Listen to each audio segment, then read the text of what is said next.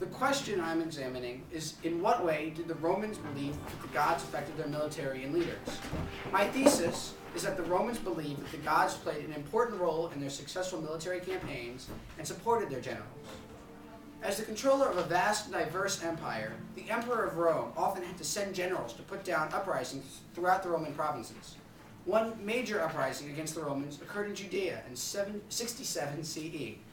Emperor Nero sent one of his greatest generals, Vespasian, to put down the uprising, and Vespasian immediately had his son, Titus, come with him. Titus proved himself as a thoughtful, caring, and courageous general, winning the admiration of his men.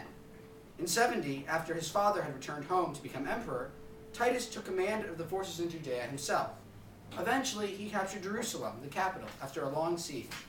When he returned to Rome, he was greeted with a triumph, a Roman procession honoring a victorious general. When Vespasian died, Titus reigned as emperor from 79 to 81 and was succeeded in turn by his brother Domitian. Domitian decided to honor his brother's victory in Judea by building an arch in his honor, the Arch of Titus. From the arch and the events in the campaign in Judea, we can tell that the Romans believed that the gods played an important role in their military campaigns. The first example of this comes from one of the panel reliefs on the inside of the arch.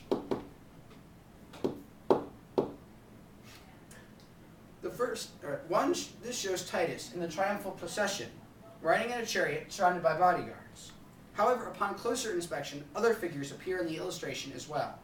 The winged goddess Victory rides in the chariot with Titus, placing a laurel wreath on his head. A second goddess also leads his horses in the procession, believed to be the goddess Valor.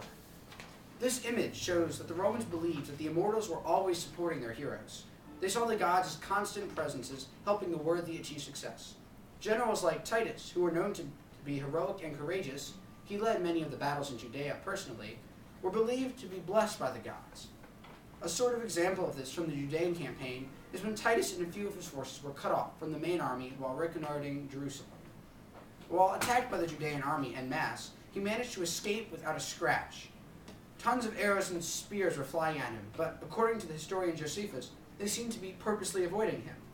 Stories like this, whether true or not, encouraged the Romans to believe in the protecting power of the immortals for those who were deserving.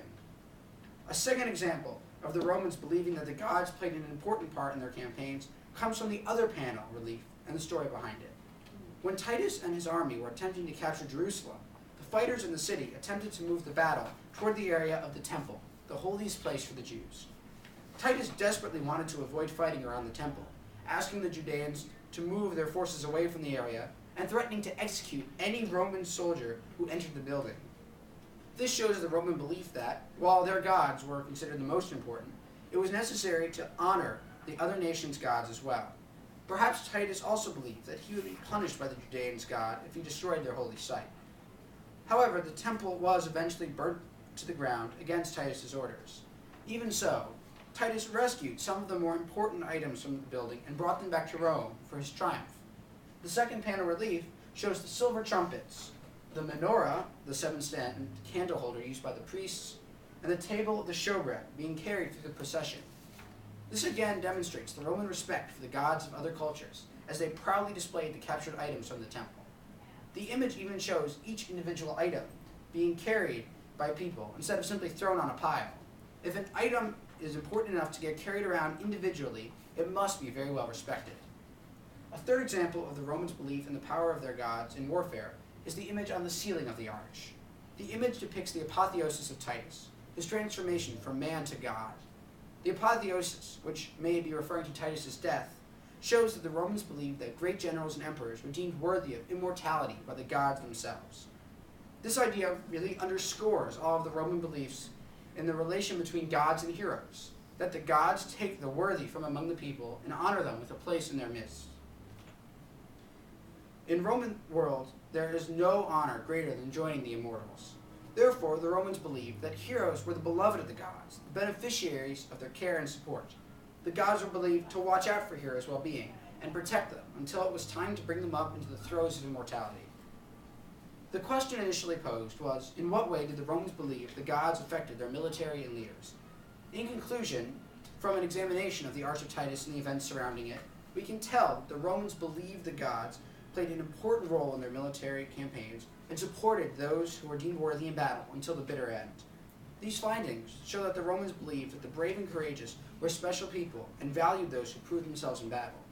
If there is one thing that can be said for the Romans, they certainly valued military prowess. However, considering the way their society worked, it served them well, and with it they were able to remain a power in the world for a long, long time.